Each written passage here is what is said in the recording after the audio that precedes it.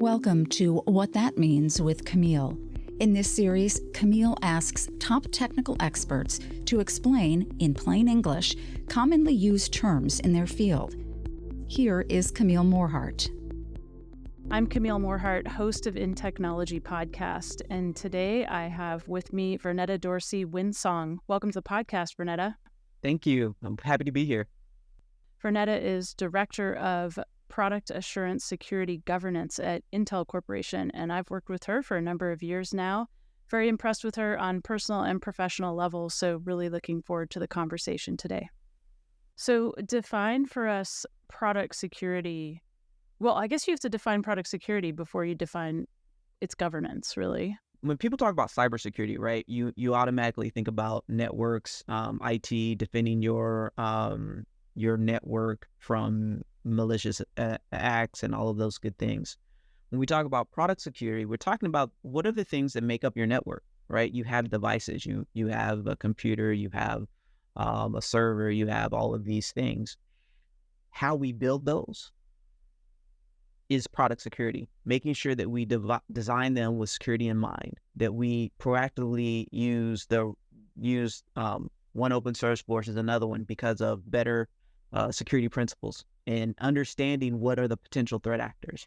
So product security is that development of your product with security in mind so that you build a better product that then gets put into those networks and things that from a cybersecurity you see people are protecting, right?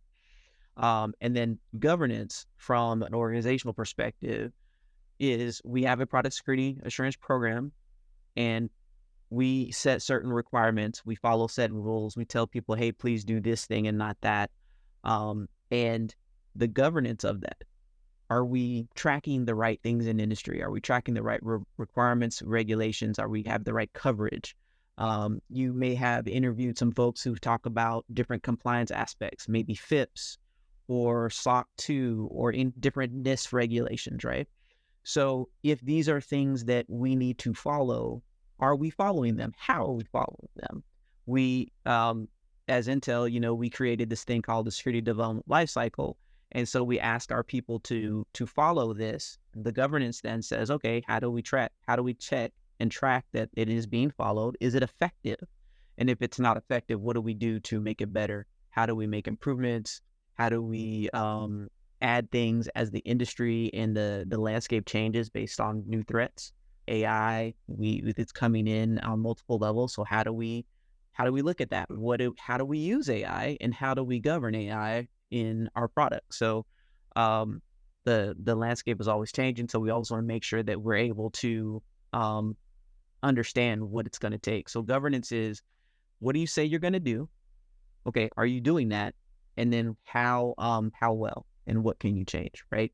So we look at our SDL, security development lifecycle, and then we also look at what requirements are we telling teams to do and have we done the right diligence on that. So it's kind of like an internal focus to our IPAS group and then an external focus to the execution of what we're asking people to do. Is it more of a sort of practices and processes that you monitor and track, or is it like the end result, end goal, end product? Do you have a measure for the product itself in the end, other than, I suppose, does it get hacked, right? Once it's out in the market? So it's both, actually. So when you look at the practices and processes, so we have, and on my team, we have an exception process. So we tell people, hey, you need to follow security development lifecycle because it has all these requirements based off of certain rules that you should apply based off your product or service, based off what you've said you're going to do, right?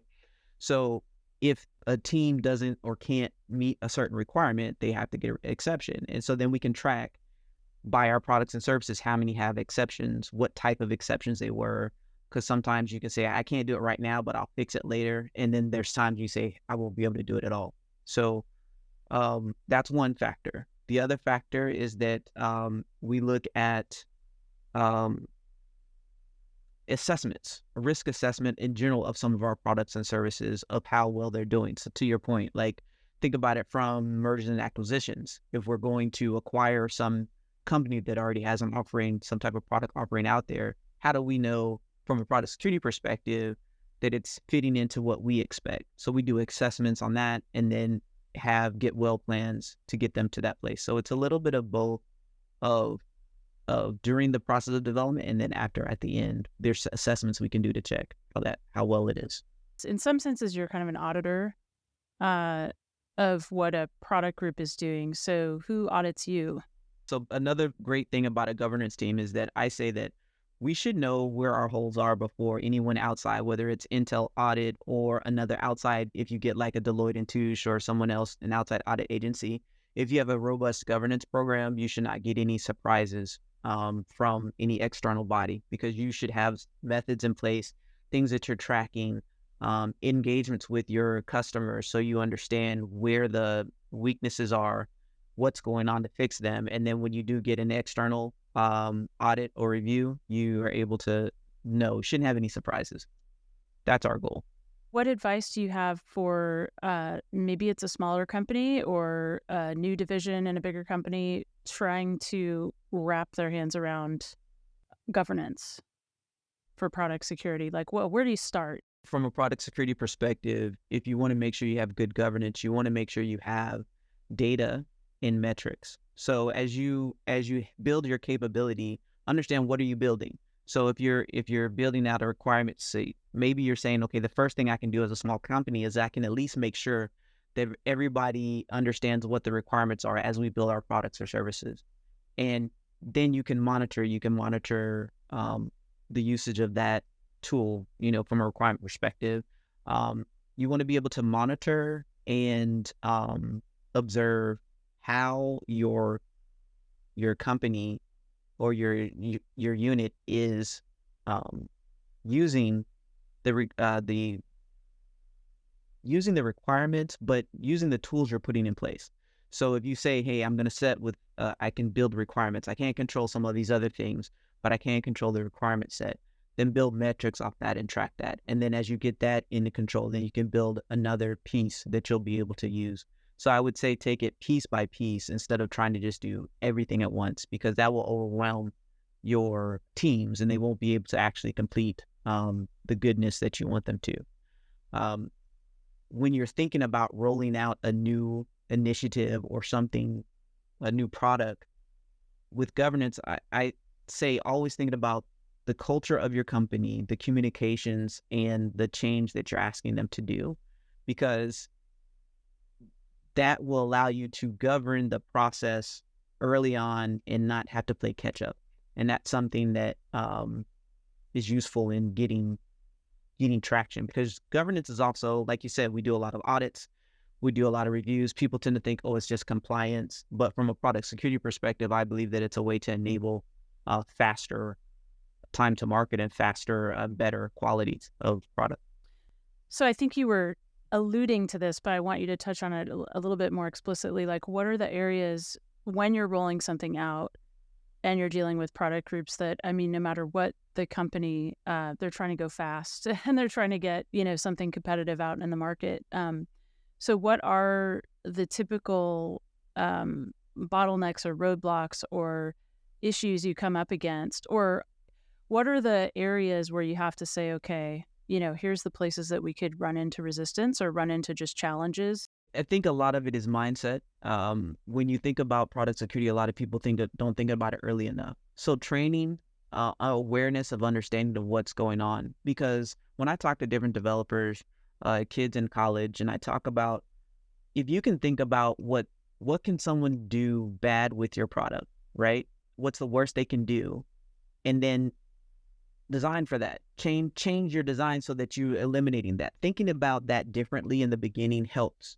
That is probably the biggest bottleneck, because until that light bulb comes on for them, people think that it's just something that someone else is telling them to do. But once you understand that it's going to help you, and it can either be a competitive advantage or just make sure you get the right product out the door without having lots of issues after you release it. That change of mindset typically helps the most for me. And then getting the right tools, understanding when you go a click down, what are you really trying to do, and what is the way to track those metrics and use the tool that is the least intrusive to what you're doing. Don't just get the tool that says we do all of your product security governance in one slot and it gives you all of this tech debt, because you don't actually need all of those things. So go for the smallest piece that you need to make the biggest difference, monitor it, get your data, and then go from there. Well, that makes me want to ask a question about automation and various tools that go into practices. And I know I had you on a couple of years ago on secure development lifecycles. So there is a podcast out there that talks about what is a secure development lifecycle. And of course, Intel applies that on the hardware side as well as the software side. Can you automate various kinds of tools within a secure development lifecycle? In any type of pipeline delivery, you can automate it, right? So if you have a continuous integration, continuous development software platform, and then there are some hardware aspects, not as much, but there are some things that you can put into your tool chain that will give you early warnings. And again, you can automate from a software side a lot. You can automate your requirements. You can automate your code check-ins. You can automate the responses to that as well, so you can track. Again, from a governance perspective, I might want to know how many times do we have bad check-ins, so because that might be an indicator that we need to ramp up our training, or what do we do before folks touch code, right? If we're seeing a lot of stoppage of work because the check-in didn't go through because they had these types of errors. So the governance really, I think, is really around data management, using that data to have informed decisions on what you need to tweak next, or what's the thing that's hampering you the most. From a security development lifecycle perspective, we can pull data on what kind of projects are being registered based off of the survey. And then that can help us inform us, do we need to update any certain types of requirements? Are we seeing an uptick in these types of projects? This all helps, again, from a continuous improvement perspective, to hone in on the areas that your business may be focused on. So, because you don't want to do over, right? No one has time for that, right? You want to focus on the piece that is going to give you the most return on your investment for your governance program. Do you see governance programs in industry actually implementing AI as a part of that continuous improvement, or AI to help them discover options for it? Yeah, that definitely is part of the conversation now, because especially when I'm talking about data, I'm talking about analytics, and anything that helps us go through data faster, more accurately, can learn with the assistance of some human glue, just makes your program better. So that's definitely something that most programs are looking at, if they haven't already started to dig into. One other question is, how do you get continuous feedback from, if you discover a problem with a product later that, of course, you missed, right? Or the process missed, how should companies look at building that back into their processes? The learnings of first understanding where it came from, right? So if it's something that was missed and you should have found, right, you can analyze, we had a checker for this, but somehow I didn't pick this up, and you just have to do the retrospective from my perspective on that, and then you can update your requirements for your automation. Sometimes what happens out in the field is something new. And then this is another thing, a reason to use AI, right? Because then you can add that into the learning model that, hey, this is something new. From a security perspective, you're always going to have something new, something novel that we don't know about, but you want to rid the normal or the routine things that you can. And so we've done something like a key learning, or something where you say, hey, what are our misses? What has been released out into the world, and that we could have prevented. And then you just have to go through this process of a retrospective to understand what part of the system failed. And because sometimes it's training, sometimes it's miscommunication, or so we need to clarify the requirement. And then other times it's, hey, this use case didn't actually exist in the space before, so we have to create that and plan for that. I don't know if there's some automatic way. I still feel like that's a fairly human process, but you need to have a process And that's part of the governance too. You need to have a process to look at that, because that becomes your self-improving mechanism that says you didn't just do something once and put it out there. You understand that it's a living environment that changes.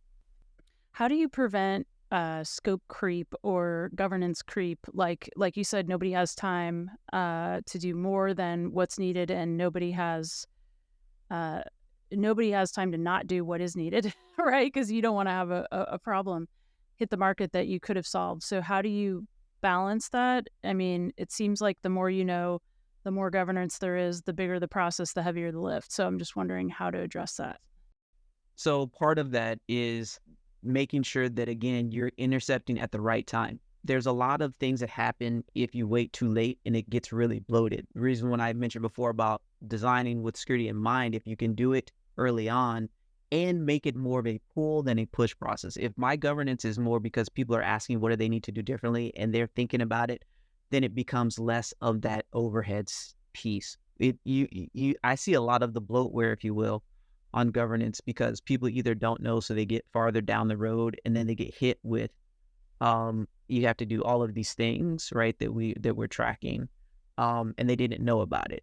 And so most people, if they can plan for it, then it's not just like any project management, right? If you can plan for it, it's not a big overhead because you're running through the system.